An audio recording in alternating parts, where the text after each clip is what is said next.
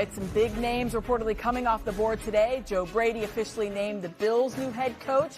He goes from OC in Buffalo to the head man. Meanwhile, Brian Dable, who had interviewed for the Eagles for their vacant OC job, now officially been named the Titans' offensive coordinator. He chose Nashville over Philadelphia. Titans. Chose the Titans, everybody. As we welcome you here to Birds Huddle, presented by Toyota, official automotive partner of the NFL, alongside Barrett Brooks and Dave Zangaro. I'm Amy Fadool, and it's a little hyperbole, but let's just say it anywhere. Does anyone want this job, Dave? Does anybody want this job? A little anxious, Aim, huh? I am. I'm getting a little concerned. Yeah, we're like 2 weeks into this. We've heard all the names that are going elsewhere, and the list of Eagles candidates is dwindling. It changes here and there, but pretty underwhelming list, to be honest with you, so far. Yeah, you're looking at these other guys that you do know and you have a little bit more information on and excitement about, and they're going elsewhere, Pete. It's still an attractive job to you? I still think it's an attractive job because when you talk about a team that's, a year removed from the Super Bowl, you have a MVP candidate, at the quarterback position, even though this year it wasn't, but, he's usually in that, line of thought when you think about MVPs throughout the season. Then you have, a team that just knows how to win. So, I don't understand why they want to come here. We got everything that you would want. 2 great receivers. You got, we'll get a healthy offensive line would be good. And then, some pretty good guys on the defensive side of the ball. 2 receivers now. Yeah, 2 receivers now. Yeah. Well, I will tell you, there's a lot less pressure with the Titans than there is here. So maybe that's something after leaving New York. Let's check out our 3-point stance now, presented by Toyota. First up, Sean Mannion, maybe the new front runner for the Eagles offensive coordinator job, reportedly will meet in person with the Birds brass after previously having a virtual interview. Mannion is the Packers quarterbacks coach.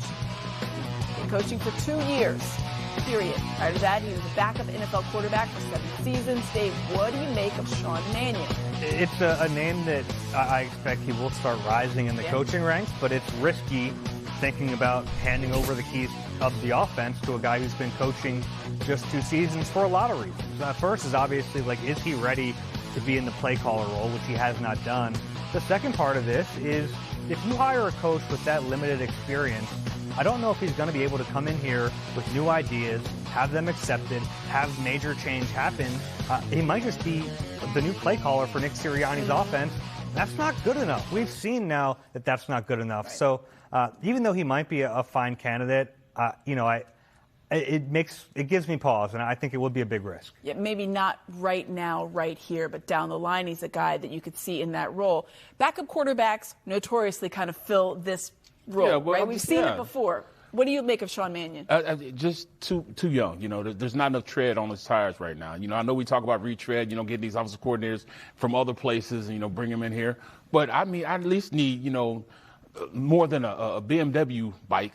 I need more of a retread than that. Come on now. He's been in the league, a year? How are you going to tell Jalen Hurts how to do something when he's only been coaching as a quarterback coach for 1 year, offensive assistants the year before that? I just don't think there's enough time for you to roast and they got to marinate you a little bit more before you become before you become an offensive coordinator for especially a team like this. I know we always bring in the most unpopular people to come in, look at the head coaches we've had, but still, come on now. Are you kidding me? This guy's 2 years removed from playing.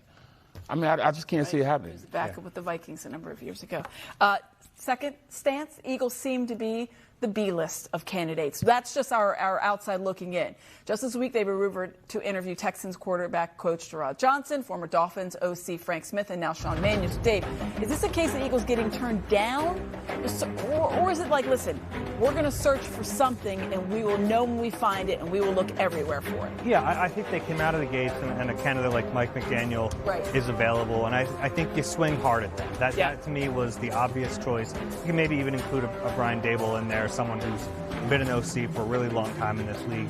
After that, I think it does make sense to cast a wide net, talk to some of these guys, talk to Charlie Weiss after the success he had at Ole Miss, talk to a Declan Doyle, a young coach who's probably going to be an offensive coordinator at a higher level, a head coach at one point in his career. So it makes sense, and there's no real reason to rush right now. So many of those other vacancies have been filled. So once those main jobs get filled, I think then you take a step back, and if you're not in love with any of the candidates, keep interviewing. Yeah, there's a lot of people out there right now that don't have head coaches, let alone an offensive coordinator. So, of course, those guys are going to keep interviewing, try to build their staff up. But, I understand what they're doing. I sit back and I look at, what's his name, Jim Bob Cooter. He might come in and he might want to run the rock. I'd love that. He's somebody I would look at. Nagy's the guy that I would like to come in, see what he can do. Would you? He's got tread. For me, like, the way I view this list is like, you stack them up in whatever order you think is there. And wherever Matt Nagy is, anything Nagy and below, pick someone at the top of the list.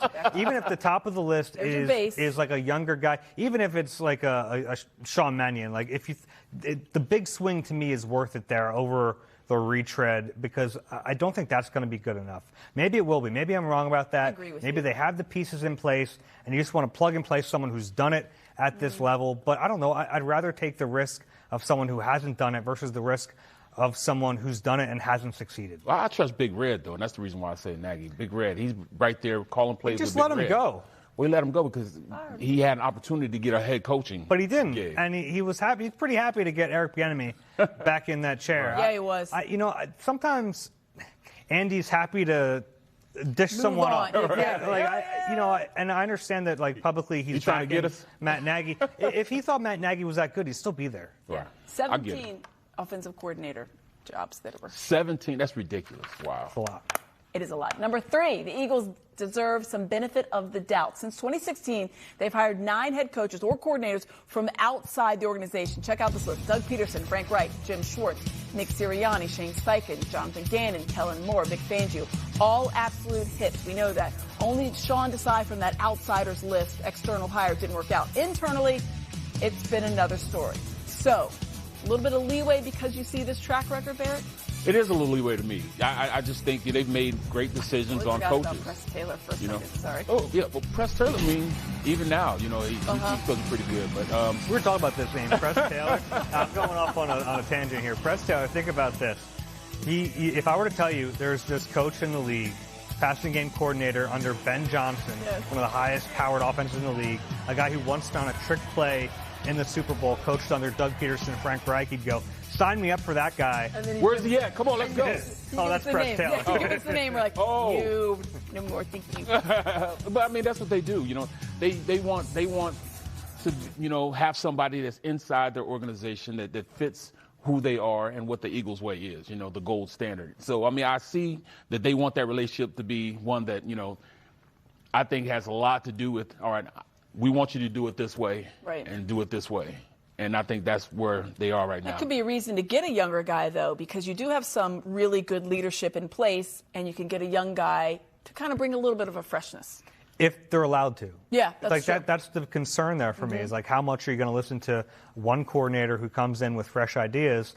But, there's still the offensive head coach. And I know that there's talk about him just handing over the keys. I think that becomes less likely with the less experience that new OC has. So I think that's the one thing you have to be fearful of there. But back to the question at hand, like, they deserve the benefit of doubt. They have nailed these hires. And I know that right now, from the outside, we're looking at this process going, this is not it. This is not going well. Don't panic too soon. They deserve for us at least to see who they hire.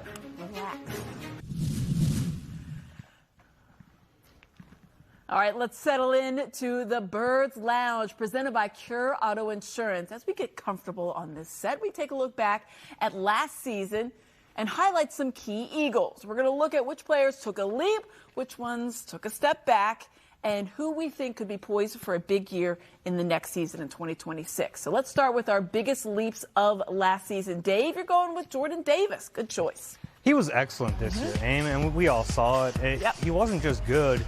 He was, to me, a Pro Bowl snub. He was that good. 4.5 sacks for a guy that never really pressured the quarterback before that. He was excellent in run stopping, too, which is what we always knew his bread and butter was. I was worried about how he would handle that at that lighter weight, and that wasn't an issue. But he lost all that weight. He was in much better shape. He was able to play a lot more and a lot longer. He made himself a lot of money with this past season. Eventually, they're going to have to pay him big bucks. Yeah, all those snaps. I think that was another big worry. And he answered that bell really, really well. So, Barrett, your biggest leap made for the 2025 season, Jalen Hunt. Some of the guy that hasn't played the position for 5 years. I mean, it's just been, what, 4 or 5 years. But just the way he played this year was phenomenal. Yeah, he played safety while he was at Cornell, but he showed those capabilities this season with 3 interceptions. The guy's 6'3", 250 pounds, runs like a deer, but he also learned how to rush the passer at the NFL level. And that's the biggest thing. You know, I mean, he hasn't had a lot of time to get these pass rushing moves, especially NFL pass rushing moves, but man, oh man, when he grows into his NFL body and really gets strong, he reminds me a lot of Simeon Rice. Me and Simeon Rice battled a whole lot of years. That's back when the Cardinals were in Arizona, you know. So, I mean, they were in St. Louis, they went to Arizona, you know, so they were in our division. So I played them twice a year, and me and Simeon used to go at it. He plays just like Simeon, plays long, explosive. Wait until he gets an NFL body, put some bulk on. This kid is going to be special from this point forward. It's pretty cool. 6.5 sacks. And interceptions. And the interceptions. He's like just scratching the surface. Just scratching the surface. The ceiling's super high. To lead the Eagles in interceptions and sacks is pretty remarkable. Well, how do you, dynamic player. How do you, as you know, how he's recruiting this guy or looking at film on this guy, how do you see those type of mechanics and everything for him to play at this level? I mean, you got to take.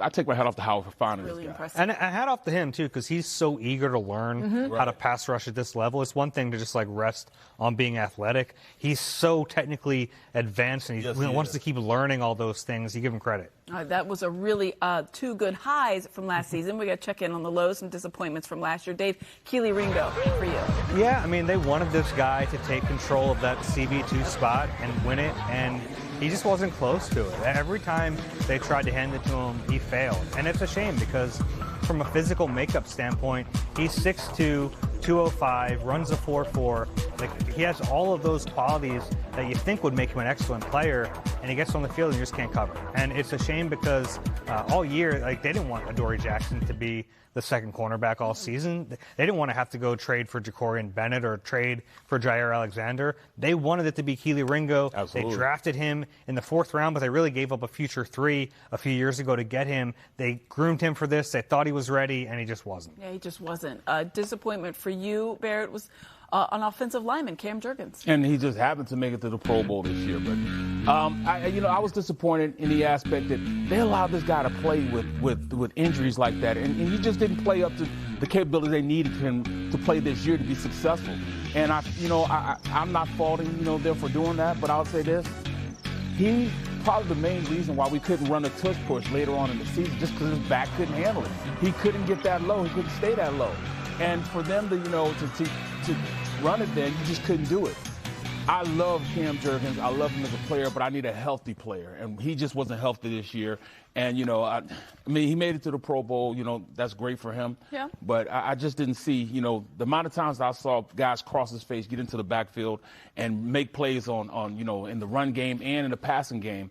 It was just, horrific for probably the half the season. He did not play well at all, but I just got to call a spade a spade. He just didn't, even though he got the Pro Bowl bid. He wasn't alone on that line with the struggles, that's for sure. I mean, really, him and Landon Dickerson in the middle of that line, that was the biggest difference from 24 to 25. I mean, they're playing with one leg here, you know what I'm saying, and one leg out here. I mean, and they're relatively young guys, so it makes you wonder, like, on one hand, maybe they'll be healthy next year. On the other hand, like, are they ever going to get back to that level? Yeah, I think it's a legitimate fear. So going forward, who can make the biggest leap for 2026? And you have Jahad Campbell, Dave. I do, because we already saw some really good things from him as a rookie. He was a first-round pick, has that pedigree. He lost his starting job, but that wasn't his fault. That was because Nakobe Dean came back and played lights-out football.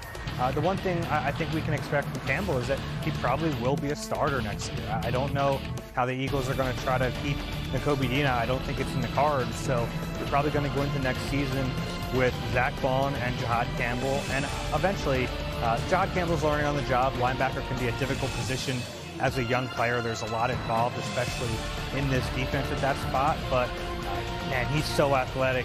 He can cover so much ground in coverage. I think that's where he really shines. Absolutely. And he can also blitz a little bit. Now, he needs to get better in run stopping. I think he will with time. But I think he has a really bright future. That takes reps for that, just, seeing what's going on in front of you and making reads, that just comes with time in the NFL. All right, so the biggest leap for you is going to be a wide receiver. I didn't see this coming. Darius Cooper is who you're going with. Yeah, I mean, not just because he's from St. Louis, not because he's my cousin through marriage, but I'm just saying he showed towards the end of the season that he can be somebody that can rely on to catch the rock. And we don't have a third receiver right now with, how the contracts are being dealt out right now.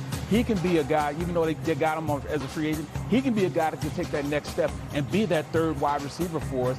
Be a guy that can go out there and catch those tough balls. I love his size, 6 foot, 5'11", 6 foot, 210 pounds, stocky build, kind of like an AJ. Not saying he's replacing AJ, but he can be a guy that can go in and catch those slants and kind of muscle guys into getting first downs. I really like his development thus far, and I can see him doing a lot more and them kind of game planning for him a little bit.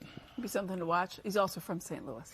He's an NFL player, though. Barrett's right. Absolutely. I saw enough. Yeah. He's an NFL player. Yeah, it'll be fun to watch where those guys go from there and how everybody can bounce back.